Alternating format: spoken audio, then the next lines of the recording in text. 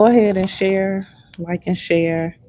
Again, I don't have no ring light. I'm at a conference, but it was important to me that we continue this week, um, only because I don't know what's going to happen with TikTok.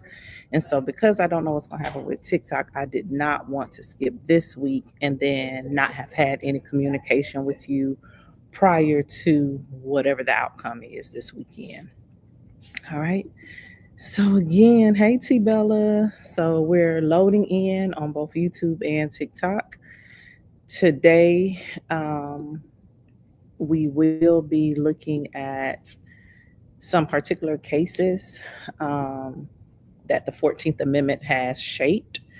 And because of that, I really need you to take notes. I'm going to name these cases. Um, I'm going to name them as I go. We may not discuss all of them, but you'll have them for reference. Okay, you'll have them for reference. If this is your first time joining us, welcome. This is federal government. This is week 10 for our course. Hey, Grace. This is week 10 for our course. If this is your first time joining us, you can always find it on YouTube. Pretty Petty Politics on YouTube is available for you to go back and look at the previous classes.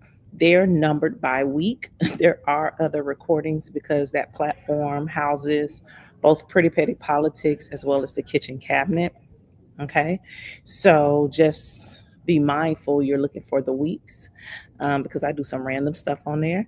Not random, it's purposeful, but it may not all align with the course. Okay. So again, you're looking for federal government under Pretty Petty Politics over on YouTube. So Pretty Petty Politics is the platform.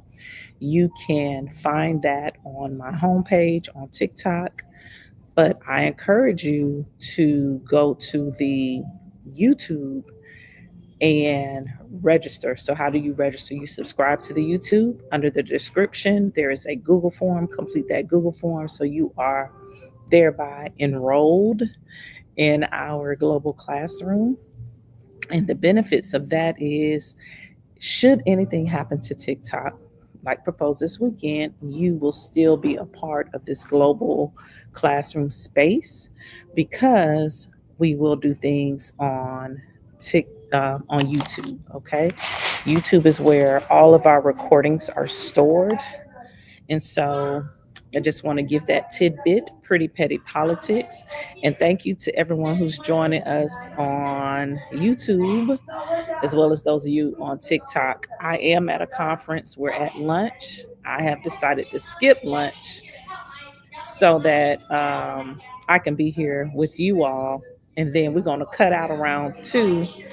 Pretty Petty Politics. If somebody could put that in the chat on TikTok, Pretty Petty Politics, or just hit my homepage here on TikTok, and there is a link to my YouTube. It will take you to Pretty Petty Politics. Click the bell, subscribe, and follow. All right. So, again, I'm at a conference. I am skipping lunch so I can be here with y'all. So, I will be eating salt and vinegar chips and sipping on some water as we go, just to hold me over. I have ordered food. So when we break at 2, that'll give me 30 minutes to eat. I'll go pick up my food across the street. All right. So thank you so much. Pretty Petty Politics is where you can find us on YouTube. So let's get started. So last week we talked about some cases that have been impacted by those Reconstruction cases, those Reconstruction amendments, 13th, 14th, and 15th. Primarily, we talked about the 14th Amendment. We looked at the Voting Rights Act and the Civil Rights Acts of the 1960s. And we discussed how the 2013 case of Shelby versus Holder, how Shelby versus Holder set forth some residual impact that we are experiencing and seeing today. The very first thing you saw after Shelby versus Holder was the establishment of voter ID laws, right? So we have these voter ID laws which have impacted who and when folks can vote. So who can vote, right? who can vote has been impacted by the voter ID laws, because in some states, other things took place to arguably just make voting a bit more difficult, for lack of better words. For instance, I spoke last week about how former governor of Alabama, Robert Bentley, how after Shelby versus Holder was an Alabama case that went to the Supreme Court. They sued the Attorney General, Eric Holder, and the Supreme Court made a decision in 2013. When that decision was made, Robert Bentley, the then governor of Alabama, he requested basically like an audit of the DMVs. First, they established a voter ID law. After they established a voter ID law, then he wanted the DMVs audited to see, should they continue to operate, like certain ones, particularly those in the Black Belt. And the report basically said, it was like a feasibility report. The report basically said, like, they're straight. It's not going to be a significant savings. It's not going to impact the budget, that type of thing. And he still ordered them closed. He ordered them closed. It can be very easily argued. He ordered them closed to make those persons who live in those areas have to travel further to secure an ID so that they can participate and vote, or to discourage them from traveling to get a new ID so that they can participate in voting, right? Another thing is some people don't have IDs. Like, they're older, they no longer drive, or they live in areas where it's just, maybe they depend on public transportation, so they don't have an ID. That became a barrier for them too. Now we see a movement, particularly in my home state of Texas, where not only will you be required to have a particular ID, which has been established since the Shelby versus Holder decision. Now they're adding an additional layer requiring a birth certificate to prove your citizenship and to prove that you were born in the United States. The problem with that is, and we talked about this last week briefly, not everyone who is a citizen, particularly older persons, they don't have birth certificates. They were not born in a hospital. They may have been born in a rural area, so they would have to rely like on a family Bible that documents their birth. Now, is that a lot of people? No, but it doesn't matter if it's one or if it's 5,001. If they are citizens, they have that right to vote. These new laws are a threat to their 15th Amendment right to vote. Also, they are a threat to the Voter Rights Act. Okay, so hopefully you're taking notes and you're following along, because that's what we're looking at today. We're looking at how a decision based on, or that rode on a particular amendment, how a decision can impact for years and years to go, right? So when Shelby versus Holder was decided in 2013, it took away some of the requirements that had previously been in place for counties that had a historical practice and policy of denying people the right to vote. So like Shelby County was under what's the word I want to use? I can't think of the word right now. But basically Shelby County was required by the DOJ to prove that they were not practicing things that they'd done in the past. So the election, right after the Voter Rights Act, the number of voters that voted did not reflect the population of people who were registered and qualified to vote. So it established that they had used either intimidation or some type of voter suppression act, such as fees like poll tax, literacy tests, those type of things. So counties that had a reputation of using those tools, they were under these safeguard, so to speak, to protect the rights of the voters in those counties because of their reputation or their history. All right, if this is making sense to you, go ahead and just put an exclamation in the chat so I can eat some chips while y'all do that. Put an exclamation in the chat if that's making sense. Put a question mark if it's not, because then I can answer it.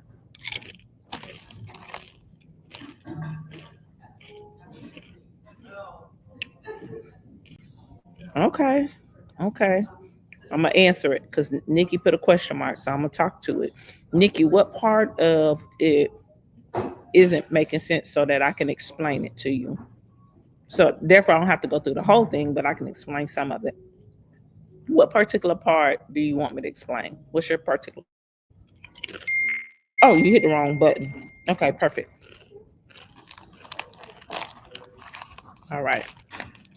No problem. No problem. One more chip and we're gonna keep going. And thank you all for being patient with me.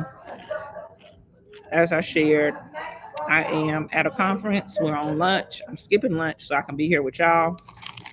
So I have to have these. All right. So the thing about Shelby versus Holder, it's not that other states did not want to challenge that particular section of the Voter Rights Act. It was just that Shelby's case was approved to be heard by the Supreme Court. So in a couple of weeks, we'll start talking about Article 3, which is the federal courts. And in particular, we'll talk about how a case makes it to the Supreme Court. So not everyone who wants to challenge something at the Supreme Court actually gets a chance. The Supreme Court evaluates. They only select a sliver of the cases that are, or suits that people are applying to be heard by the Supreme Court. They don't pick them all. Just a sliver of them make it to be heard. And so Shelby versus Holder was one of those that challenged that section of the Voter Rights Act. Shelby versus Holder was one of those that was the one, not one of, was the one that the Supreme Court selected. All right. So there were suits out of Texas, people out of Texas, Arizona, Florida, particularly throughout the former Confederate states, definitely had legislation in waiting, but also lawsuits ready to be filed federally, right? It's just that Shelby got accepted by the court. So after Shelby was decided, immediately, I mean, immediately after the Shelby decision, you saw state legislatures implement or present bills that require voter ID laws. Okay. There is a documentary. Y'all know I always have a documentary for you. There's a documentary that I want you all to watch. It is on YouTube. It's called Rigged, Rigged, Rigged, kind of like MacGyver rigs things. Rigged. It is narrated by the actor Jeffrey Wright. But Rigged is a documentary. I want to say it's on PBS, but I know it's a YouTube version of it too. But watch that documentary, and it shows you how oftentimes there are special interest groups that push certain legislation, and they will actually draft the legislation and just shop it around to various legislators, meaning members of certain state legislative bodies. They will shop around the legislation, and then those legislators, TORS, those individual representatives or state senators or assembly members, whatever they're titled in your state, they will then take that piece of legislation as if they wrote it themselves and will present it to the state body for a vote. Okay. And this is how special interest groups push legislation through. And so that's why, another reason why you see so many states having similar, very similar laws. You see the same thing with stand your ground. All right. You see something similar with stand your ground. So let me pause. If you're just joining us today, we are talking about how Reconstruction amendments, particularly the 14th Amendment, that's what we're going to get to in a second, but how Reconstruction amendments impact Supreme Court decisions, or how the Supreme Court relies on Reconstruction amendments and making decisions. But right now we're talking about Shelby versus Holder, which was a 2013 case. The residuals from that, we're seeing it play out today, 12 years later. And that's very common. So I'm going to push on through. If you're just joining us on TikTok, make sure you're following on YouTube, Pretty Patty Politics on YouTube, because that's where all of our course recordings are stored on YouTube. Because we're unsure what's going to happen with the app this weekend, you do have the option. You can join YouTube right now because this is being recorded to YouTube, and there are people on YouTube watching it live, and you can also go back and watch the previous recordings. I do want to ask you to make sure that you're following, you share, you like, and you subscribe. If you do decide to do the YouTube, that you go under the description, click that Google form, complete it with your accurate email address so that I can stay in communication with you. All right. Sip of water. Okay, so let's get to today's lesson. So I want to talk about Supreme Court cases that have been impacted or where the decisions were based on the 14th Amendment. So the 14th Amendment provides for specific things in Section 1, and we're only looking at Section 1 for the purpose of this lecture. Section 1 of the 14th Amendment provides citizenship to any person or people born in the United States or naturalized. So that's the first thing in Section 1. The second thing is privileges and immunities. So the first two are specific to citizens. 3 and 4 are for anyone in the United States. 3 and 4 include due process and equal protection. All right, due process and equal protection are now being challenged in the courts. And we see this daily where people who are here on visas, or even people who are here, what we call illegal aliens, or who did not immigrate here through the right process, or people on student visas, what have you, that maybe they've been detained, or they've been sent to another country. And in these cases that we've seen over the past about 75 days or so, courts, actual federal courts, have made decisions saying that that is not supposed to happen. And the reason why these courts are saying this is because of the 14th Amendment, particularly due process and equal protection under the law. Again, those last two points in Section 1 of the 14th Amendment are for any person. And the language in the amendment literally says any person. The first 2 points are specific to citizenships, whereas the last 2 points are for any person. So that includes illegal aliens. If someone is here illegally in our country and they commit a felony, let's say they commit a felony. Someone here illegal in our country commits a felony, they have the right to due process, regardless of how they got here, how long they've been here, and all of that. They have the right to due process according to the 14th Amendment. The 14th Amendment was passed by Congress in 1866 and ratified by the states July 9th, 1868. Okay, I think it was like June 66, July 68. All right, I'm sharing this. Okay, now let's look at some cases that dealt with the 14th Amendment. So as I go through these cases, you'll see how the court, if I say the court, no S, I'm talking about the Supreme Court. If I say the courts, capital S, if I say the courts with an S, excuse me, I am talking about just federal courts, okay? First, we're going to look at, and we're looking at the Equal Protection Clause of the 14th Amendment, all right? I want to look at this 1898 case. It's dealing with citizenship, right? Dealing with citizenship. This case is U.S. versus Wong Kim Ark. Wong Kim Ark, A-R-K. All right. If a child is born in the United States to parents of foreign descent, that child is a citizen of the United States unless, okay? So let's look at that case. So if you want to pull that up, US versus Wong Kim Ark. And I'm doing it with you. All right. This case, this 1898 case, granted citizenship. It grants birthright citizenship to all persons born in the United States, regardless of their parents' citizenship or race. All right. So the principle established is just soil. All right.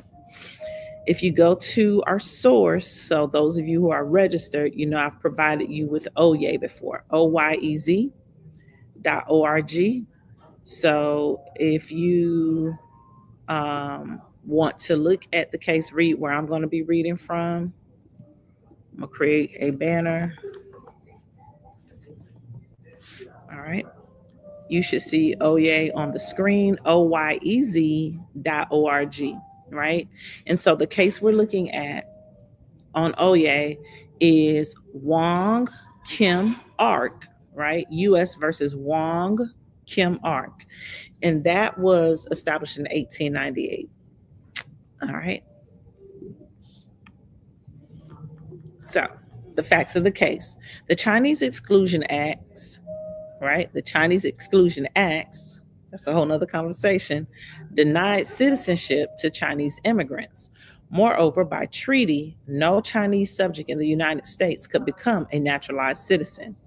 Wong Kim Ark was born in San Francisco to parents who were both Chinese citizens who resided in the United States at the time of his birth. Okay. At age 21, he returned to China to visit his parents who had previously resided in the United States for 20 years. When he returned to the US, he was denied entry on the ground he was not a citizen. Okay.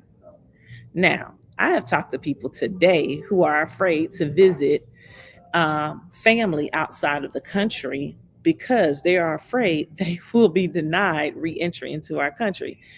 And these are people who are actually citizens of the United States. I also know someone who is here on a visa, who too is afraid to leave because of this very same thing. Okay. This is very real. This is happening in real time, even though this case is an 1898 case. And it established that, you know, he had birthright citizenship. There are people today who have birthright citizenship who are afraid to travel. All right. So the reason why we're going over this is because of its applicability to what we're seeing in our country today. So the question the court was asked in the Wong Kim Ark case was, is a child who was born in the United States to Chinese citizen parents, so meaning parents were Chinese citizens or citizens of China, a child born in the US to citizens of China who are lawful permanent residents of the United States, a citizen of the United States under the Citizenship Clause of the 14th Amendment. So the court was asked, should he be considered a citizen, even though his parents are Chinese citizens and they're here as permanent residents legally?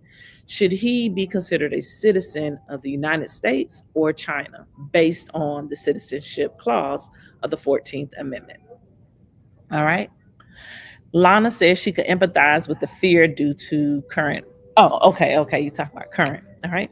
And so the court said because Wong was born in the United States and his parents were not employed in any diplomatic or official capacity under the Emperor of China, the Citizenship Clause of the 14th Amendment automatically made him a U.S. citizen. All right.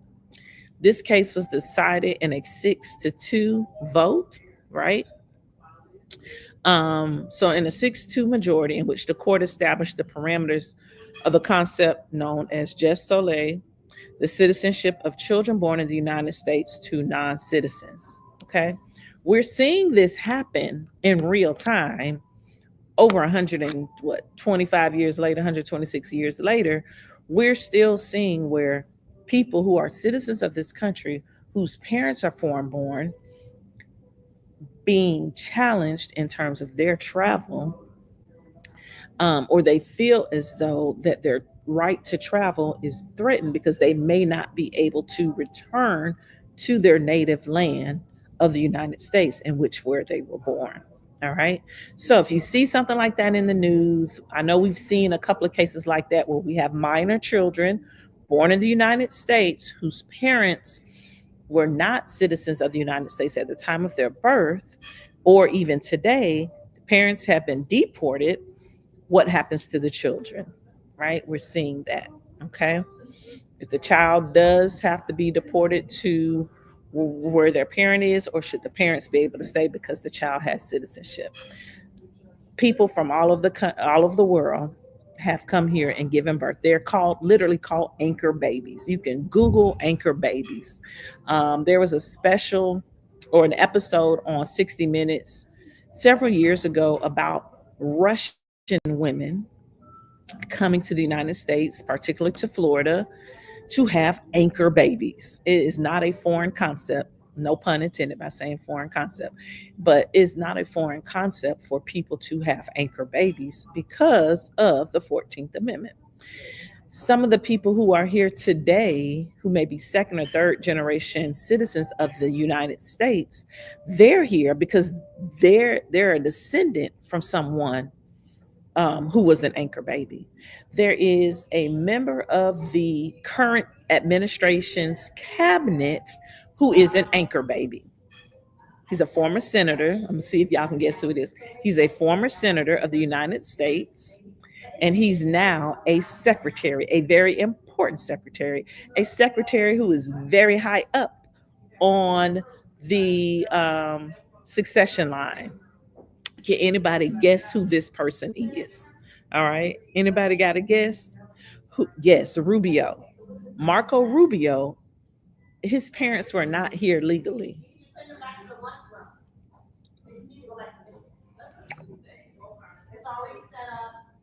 His grandfather, like if you look up his story, but arguably he's an anchor baby. Yeah, how about that? Okay, let's move on.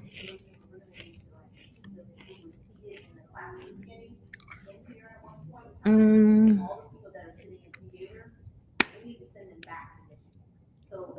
we've talked about this case before. It's one of my favorites. I love talking about it because for me, as an educator, it's important that my students see themselves, right? So when I speak about US government and I look at cases, I don't just track um, one particular type of case. Like I track cases.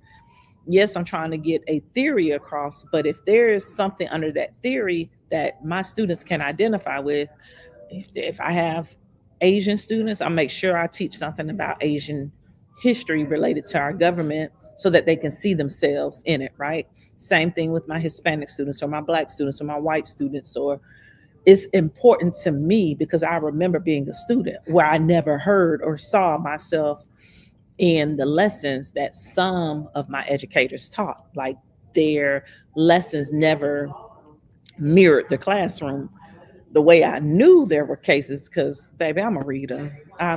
It's just how we grew up. Like, so I had school at school and I had school at home, but not everybody had that. So I would challenge out as a child. I remember pushing and challenging my 10th grade history teacher, who was also the boys basketball coach. And I used to sleep in his class because I was bored. Nothing about his class was interesting to me. And he would call me out and write me up, and I would just tell him, your class is boring, right? And so the days I did stay awake, I stayed asking questions. Why you don't talk about this? Well, what about this? What about that? Our kids today, many of them don't have that opportunity for a myriad of reasons. That's why it's important for us as adults, not necessarily in school, to be steady learners and reading and learning so that we can be teaching our children how to look for themselves in our history, how to identify themselves, not to just be taught history, but to learn history, because there's a difference between being taught and learning, right? So we have to read. All right. So we've covered Wong Kim Ark. That again, that was a San Francisco case, California case. Here's another California case that I just love. It was not a Supreme Court decision, but it did become, but it was a federal case, and that is the shoot. What's the name of that case? Always Mendez. I always want to say Melendez, but it's Mendez versus Westminster. Mendez versus Westminster. So if you remember us talking about this case, go ahead and raise your hand or put an exclamation in the chat if you remember that case. If you remember us talking about Mendez versus Westminster. All right. Mendez versus Westminster. All right. If you remember, go ahead and put a thumbs up or an exclamation in the chat so I know. All right. So no one has one. Okay. Oh, well, let me look. I got some new comments. All right. We got a couple of folks. All right. So let's talk about Mendez. Mendez was a 1940. Ooh, I don't remember the year. It was a 40 something, 46. So 1946. So that would make it an 82-year-old decision, right? Mendez versus Westminster was a case out of California where basically this father, he had these kids, he and his wife had kids, and he wanted his kids enrolled in the school near them. And so because he was busy, he had his sister. He was like, hey, can you take your nieces and nephews and enroll them in school where your kids go to school? And she was like, yeah, sure, no problem. So the aunt, she goes to the school with the kids to enroll them, and they're denied. They're denied based on how they look, right? The more melanated you are, right? They were denied based on the way they look, because they were darker, of a darker hue, versus their aunts' kids or their cousins whose father was had more European features, even though he was Mexican American. They presented differently. Well, that's because on the kids' parents, one of the parents was Puerto Rican and Mexican. Well, what do you get with Puerto Rican? Okay, you get some Afro influences. Okay, so those hues, it's going to dig deeper without going all into that, but just keep that in mind. All right, so they weren't the only family denied enrollment. Other families were denied enrollment too. And so these parents, they hired an attorney and they filed a lawsuit in federal court, like a federal district court. That is the Ninth Circuit, California. I want to say, California's the Ninth Circuit. And I know we haven't gone over these circuits in depth yet, but we will. But California's in the Ninth Circuit. And so they filed this federal lawsuit, and the court ruled in their favor. They sued to desegregate the schools in California. This case was supported. So as they were building this case, at the same time, there's segregation cases all over the country. So at the same time, you had attorneys such as Thurgood Marshall also working on these same type of cases. He's not the only one. I'm just using him as an example, because not only was he working on these same type of cases, he actually wrote a memorandum of support, like of the plaintiffs, in support of the plaintiffs. He wrote a memorandum to the court pleading for them to make this decision in favor of those families, because they were being discriminated on the basis of race, right? Now, my question for you, What aspect of the 14th Amendment do you think that the plaintiffs in this case relied on? Which aspect of the 14th Amendment do you plaintiffs in this case relied on? Let me see what you got. Put it in the chat. What aspect of the 14th Amendment do you think those families relied on in their pleadings as they sought a remedy to being discriminated upon? That's right, Courtney. Let's see if TikTok has an answer. We got YouTube an answer. Let's see what TikTok says. Which part of the 14th Amendment do you think those families argue? Yes, equal protections. Okay. Equal protection. Okay. No, not Chinese ruling. They relied on equal protection. Remember, Section 1 of the 14th Amendment: citizenship, privileges and immunities, due process, and equal protection. So as we're looking at cases which the 14th Amendment is used in the court's decisions, whether the Supreme Court or just the federal court, we're looking to see which of those Reconstruction era amendments the court relied on. It's the 14th Amendment, specifically equal protection. Okay. All right. So Mendez. All right. So with the Mendez decision, and I've taught this before, when the Mendez decision was made by the court, the family was successful, or the plaintiffs were successful, and I'm going to give y'all a video in the next email. They were pending, so that means Westminster, the district court ruled in their favor, but Westminster, the school district, Westminster appealed that decision. So while the appeal was pending, right? I told you about those briefs. So while the appeal was pending, that's where you had these friendly briefs, these memorandums, these letters in support were filed by other organizations, such as the NAACP through Thurgood Marshall. All right, that's just one example. Okay.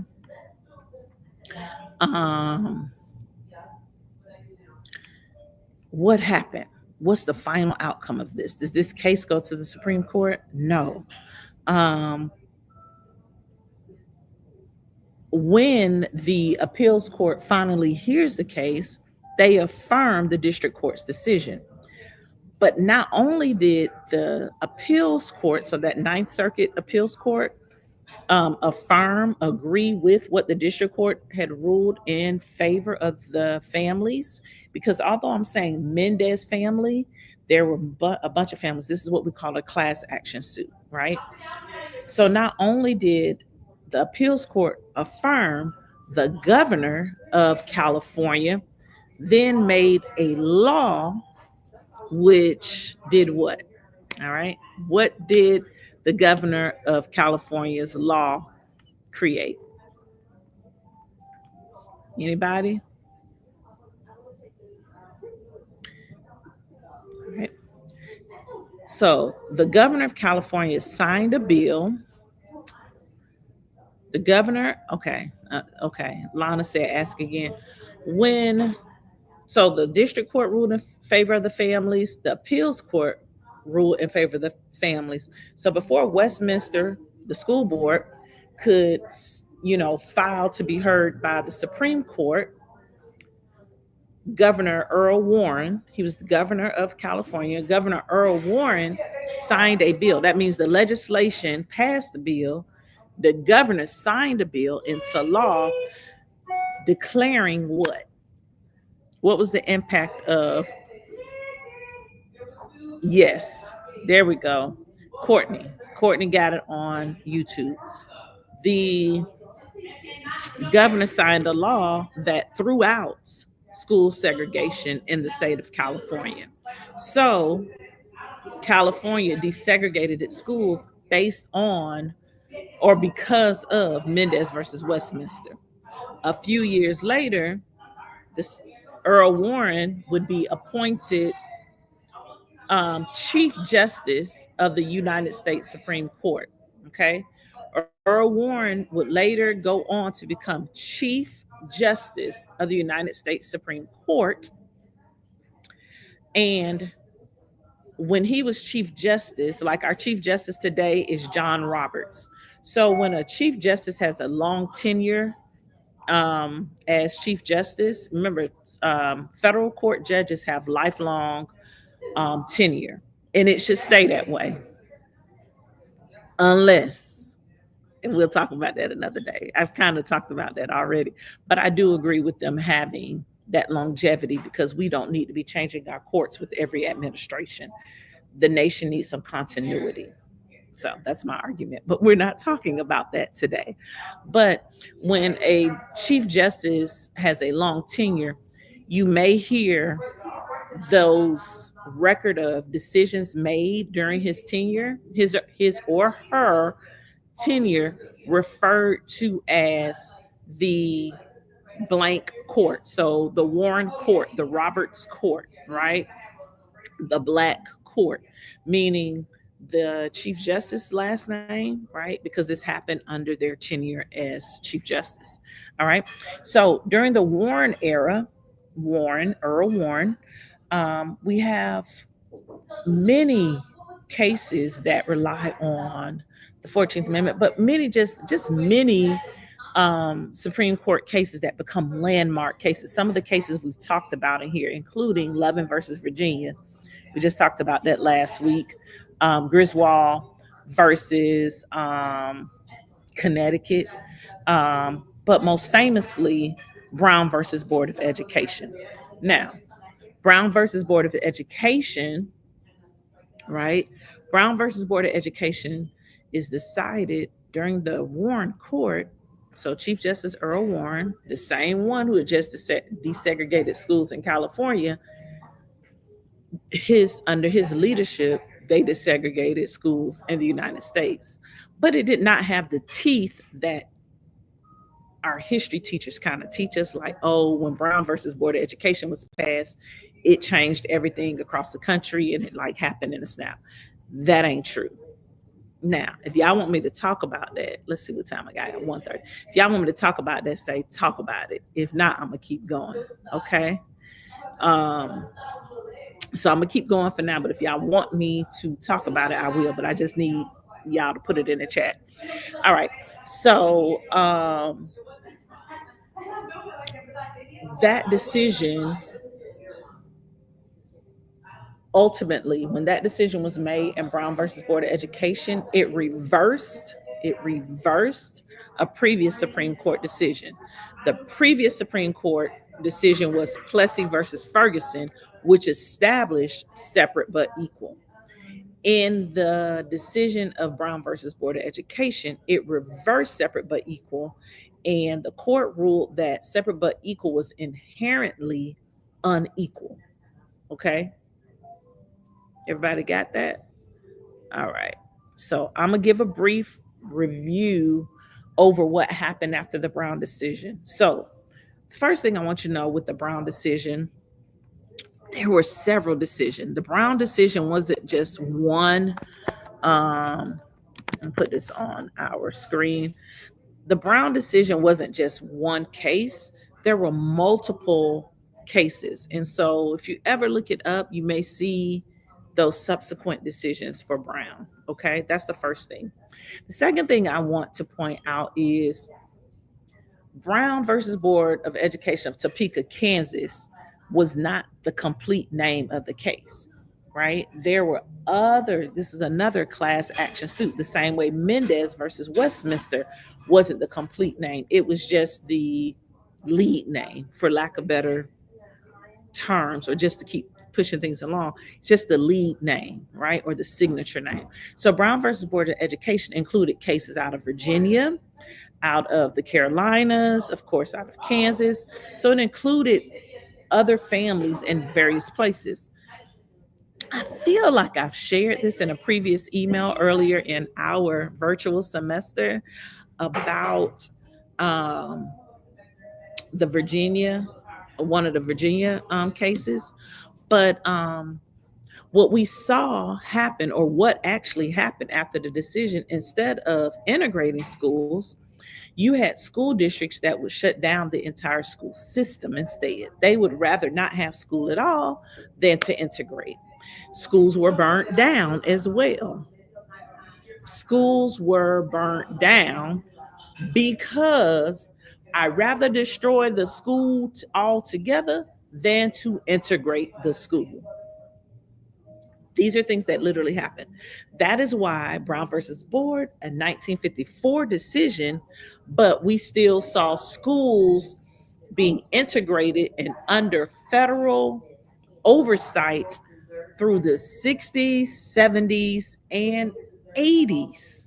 In the 80s, what you saw happen as a result of the Brown decision, after they stopped closing and burning schools, what they did was, and we see this in communities all over, in the 80s, you began to see a pivot where schools that had been historically, during segregation, had been historically Black schools in predominantly Black communities. You see this starting in the 60s and 70s. A good example of this is Remember the Titans, okay? First, you see the integration being busing. So we're busing kids from Black schools to white schools. We never are busing them into the Black community, right? Integration never did that. It was always from these previously Black schools, people were being bused out or over to a white community. So busing was the first thing. The second big thing, and this is the one that I think was the sneaker. Like, it was sneaky. It wasn't as in your face as busing. And to me, it was very manipulative, and it made people feel like they were getting something out of it. We created what we know today as magnet programs. All right. Magnet programs. All right. I'm going to get to that, Valerie. You don't have to let me teach, though. Okay. All right. So we created magnet programs. And with the magnet programs, majority of the magnet schools that were created, particularly in the 80s and forward, were created in schools that used to be Black schools, or schools in Black communities. Those schools became magnet programs. So it may become School of the Arts, or STEM school, or criminal justice and law focused school. Like, it became a special program type of school, right? But it wasn't, in general, majority of them were schools that were in minority populated areas. Okay. If you have a school like that in your community that you recall, go ahead and put the name of the school in the chat. So I'm gonna give you a few examples. Rochelle High School in my hometown became Rochelle Elementary. That's where I went to elementary school. And then it became the School of the Arts. So it's RSA. When it became RSA, the kids in the community didn't go there anymore, not in droves, because that was no longer their that was no longer their targeted school. I can't think of it. Zoned. That was no longer their zoned school, because that school had been pulled out of the bank of zoned schools because it had become a magnet school. Um, Another example, there is a community in Houston off Memorial Drive and Shepherd that used to be a Black community. And you can tell that it used to be a Black community because the area still today has a bunch of Black, small Black churches throughout the community, right? Like, if you live in Houston, you're on Washington Avenue, you see Brown AME, Brown Chapel AME, like, it don't get no blacker than AME, right? but the community itself don't look like it's a black community. Historically, it was. One of the oldest churches in Houston is right behind that. Damascus Missionary Baptist Church. It's been around since the 1800s. It's still open today. That used to be a black neighborhood. The cemetery 2 blocks from that is a historically black cemetery, right? Used to be a black neighborhood. So there was a high school over there. The high school is no longer there, but that high school became a magnet school, and it became like the criminal justice high school. So we saw that throughout the country, where schools that were late to be integrated, particularly in the South with magnet schools, schools that were late or was later when they were quote unquote integrated. So the busing thing wasn't done or did not work well. Then they came in with the magnet programs. The other thing that happened, to Valerie's point, is there was also a flight, right? A flight, meaning they dashed out of the public schools, and y'all gonna integrate the schools. Well, we're gonna start our own schools, and we're gonna privatize them, and we're gonna put a dollar amount on them, and you can't come, right? Because it's private, we can decide who we want to be accepted into our schools, right? And then with the athleticism, you see a lot of these private schools start to um, accept black students. All right. And then of course, capitalism, I always talk about it. Capitalism gonna drive people no matter where they stand. Because if they can stand and make some money off of it, they're gonna take your money. They're gonna take your $30,000 a year if you can write that check and your kid can come to that school. Right. So these are the residuals of that Brown versus Board of Education decision. But I would be remiss if I did not remind you that Brown versus Board of Education was a direct result of um, Plessy versus Ferguson. Like, it happened because Plessy versus Ferguson happened, because it had to reverse that decision in Plessy versus Ferguson, because that Plessy versus Ferguson created separate but equal. And we know when things were separate but equal, they were never actually equal. It was literally unequal. Okay. All right. Everybody got that? We got a few more minutes to go. Give me 1 second. TikTok. Oh, don't kill me, TikTok. I'm back. My bad, TikTok. But Plessy versus Ferguson. Okay. Pineapple says it still isn't equal. Okay. So I'm just giving you the historical, right? We're looking at the historical. Lana makes a great example. She talks about Ruby Bridges, right? I think I've talked about Ruby Bridges as well.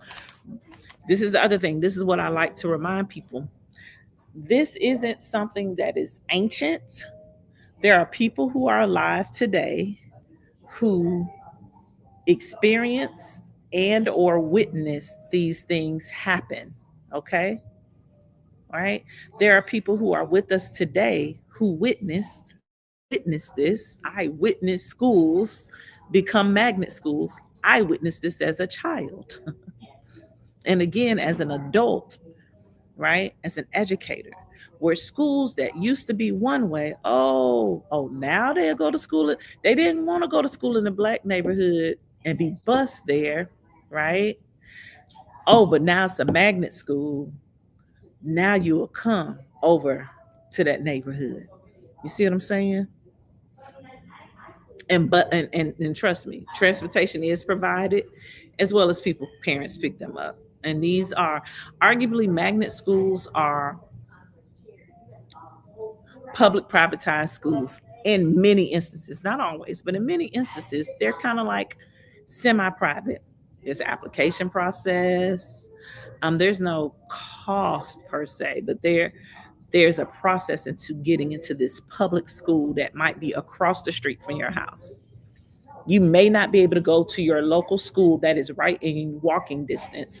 If your child has an emergency at school, let's say your child has an allergy and they have to keep an EpiPen, and if they have an emergency and you don't have transportation, you got to get across town to their school, because the school that is right across the street or around the corner from their house, they cannot go to because they were not accepted to, despite it being a public school. This is very real. Yes, Alexa said her son had to go into a lottery to be selected. Okay. Sheena, so one thing I want to tell people, and I say it all the time. So, welcome to our government course, and I hope you subscribe and follow and share and like and all those things. The moment your child learns to read, they can begin learning history. All right. Some things are taught, but anything can be learned. And so we don't rely on people to teach us stuff. Great if we can learn from someone, they teach us something. But the moment you can read, you can begin learning. And so the other thing is, if your child is in a school and you don't feel like they're learning certain parts of history, challenge it in a school board meeting. Everyone can go to a school board meeting. Everyone has a school board member that represents their community. If they won't vote the way y'all want them to vote, or they're voting against stuff that is important to you, then you get them out of office and replace them, or you run yourself and get them out of office. I will tell you, a lot of people who have a long time serving, especially like in my hometown, a lot of those school board members, they sit on the school board for years, and I mean decades. I haven't lived at home in nearly 20 years, and there are people on the school board who was there while I worked there, right? The other part is, just the same way people are challenging and wanting to ban books because they don't want their child to be able to read a book, screw what what your child might be interested in, and they challenge it through the school board. You have to do that same thing when it comes to the curriculum that is being taught. All right. You have to do that concerning the curriculum. All right. All right. Give me 1 second. All right. All right. People are scared of their businesses and their families being terrorized when running for office. All right. I'm going to say this. Don't listen to the noun that I'm using, but put in whatever you need to where that noun is. Scared money don't make money. All right. Scared money don't make money. So either they're going to run and be bold, or they just going to sit back and complain. But at some point, we have to take a stand. All right. We see the privatization of public schools today. Y'all done took me all the way off of today's lecture, but it's okay. We see the privatization of schools today. Certain states are pushing vouchers more and more, where it seems like, oh, they'll give me a $10,000 voucher. Well, baby, the school costs $30,000. Do you have the other 20? Right? What happens is, you're taking resources out of the public school system and you're literally putting them into a private institution. Ooh, I love that, Lana. Lana said, fear is a prerequisite for courage. Ooh, that is good. What y'all say that'll eat? I love that. I love that. I love that. All right, so let's keep going because y'all done took me on a tangent that I was not prepared to take. Okay. So let's look at, I'm gonna take this down. Ooh, something just happened to my screen. Y'all give me a second.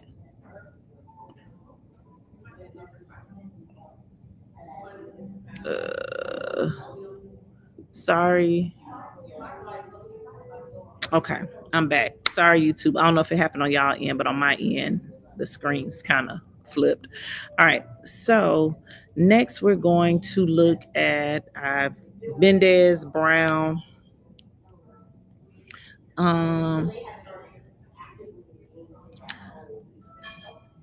Here's a case I want to do.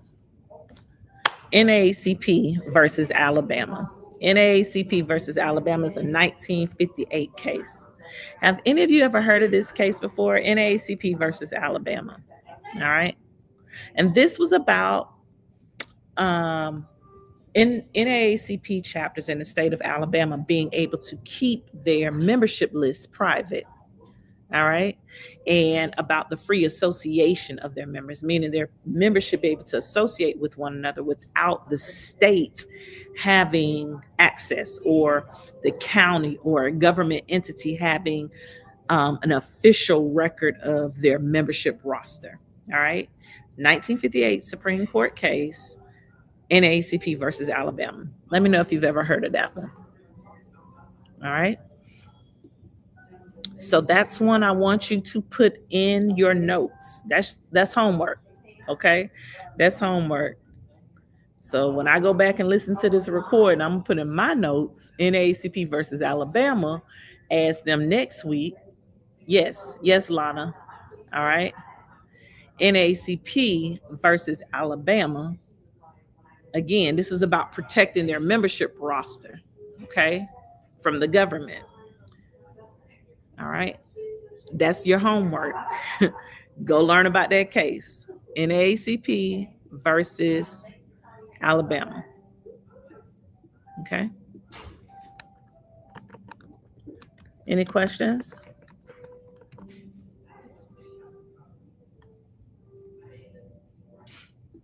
Any questions?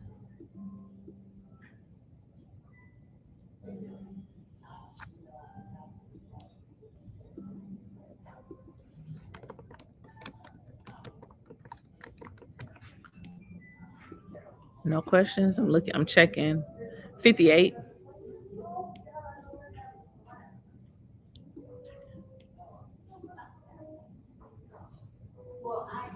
$1958. That's the case year. All right. NAACP versus Alabama. This is a landmark Supreme Court decision. Okay. So the state of Alabama wanted to prevent the NAACP from conducting business in the state, citing noncompliance with Alabama's corporate registration and business qualification laws. Okay, that's your homework. I want y'all to look up. When you look it up on OYA, OYA is like if I say it's a Supreme Court case or a landmark case, that means you can look it up on OYA. On OYA, you have to spell out what the letters represent. So National Association for the Advancement of Colored People versus Alabama. You can also look it up as versus Patterson. Okay. But that case was a landmark decision. Okay. So, what aspect of the 14th Amendment do you think the Supreme Court said that Alabama was violating? Was it citizenship? Was it privileges and immunities? Was it due process? Or was it equal protection? That's your homework. So you're going to look up that case and you're going to determine which aspect of the 14th Amendment is applicable. All right. And that's your homework. We're not doing it right now because I know y'all like to just go ahead and do it while I'm giving a lesson. So I'm going to stop there for today. I'm going to take any Q&A. I don't need y'all to do it right now. That's homework. Y'all going to tell me that next week. You're going to put it in your notes. If you have not done the Google form, you need to do the Google form today. Okay. I'm going to send an email prior to next week. I'm going to send an email probably this weekend, like while I'm in the airport traveling. So make sure you go ahead and you register if you're not registered. If you missed any of today, you joined us late, you can always go to Pretty Petty Politics on YouTube and catch the recording. It is very important that you subscribe and follow on YouTube. Yes, I want to get I'm not going to hold. Yes, I want to get my numbers up on YouTube. But more importantly, I want you to still be able to access this information should anything happen to TikTok. So this class was created on TikTok. There was, that's clear. However, it was also very obvious because of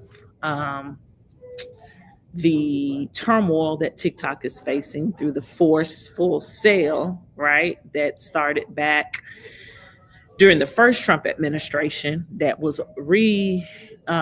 brought back up under the Biden administration. And here we are again under the Trump administration dealing with the TikTok ban. All right. So TikTok might go away this weekend. You need to be able to get in contact with me. Yes, I have an Instagram _the_pretty_professor. I don't really use that, but I do use the YouTube. So you need to subscribe to the YouTube so you can get the recordings. I do post on there. It's just like I don't be posting all the time. All right. Brandy, go ahead and redo it. What I found for a lot of people is that when they subscribe, they either misspell or leave something out of their email, or it's in their junk or spam. So just go back and check. You can do a search Pretty Petty Politics in your inbox to see if it's in your spam, but if not, it's probably because something was misspelled. So I just recommend that you complete it again, the form, to be sure. All right. Or you can email me, prettypettypolitics@gmail.com. You just email me and then I can send you the link and we can get you registered that way. Okay. All right. So we are wrapping up for today. You have your homework assignment. Make sure you're registered. Yes, I do want to get my numbers up on YouTube. I won't hold you. However, I also want you to be able to access and know how to find me because I will continue to do these weekly classes. Next week, we will meet on Thursday, not Friday. I have something to do next Friday, right? But next Thursday, we will meet. The email will come out either Wednesday night or Thursday morning as related to the time. I feel like earlier in the day, we do better than after lunch. So I think we're going to try to do that 10:30 Central Standard Time type of time frame. All right. Oh, the ban has been extended. Oh, okay. So there we have that. But you still need to follow on YouTube. Okay. You still need to follow on YouTube. Okay. Because that's also where you're going to be able to get the recordings to the classes. All right.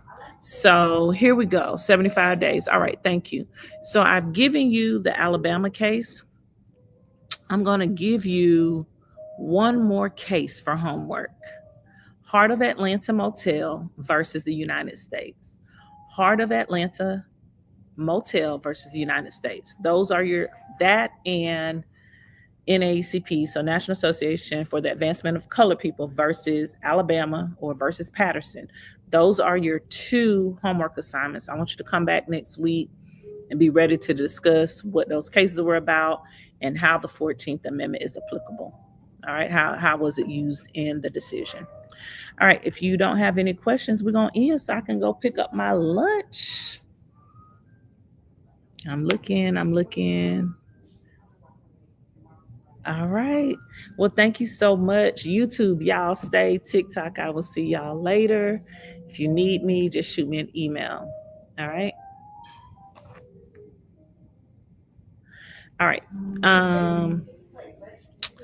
YouTubers, thank you so much for subscribing. It's really important that you subscribe to the platform.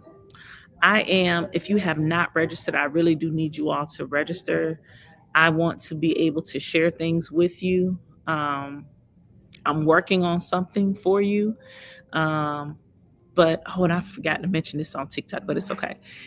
The book review. We're going to start the book review. So if you have not sent that Count Me In email, or you don't know what the Count Me In email is, but you want to be counted in, it's really important that you complete the Google form, but send me an email to prettypettypolitics@gmail.com with Count Me in the subject or in the body. That way, when I send out the Zoom information, because the book review will not be TikTok and YouTube, that's going to be private. So that way your voices can be heard and not shared and all of that. You can have that privacy, but make sure that you get those in. Okay. Any questions? I don't see any. All right. I'm going to go pick up my lunch. Y'all have a great one. Until next time. Bye.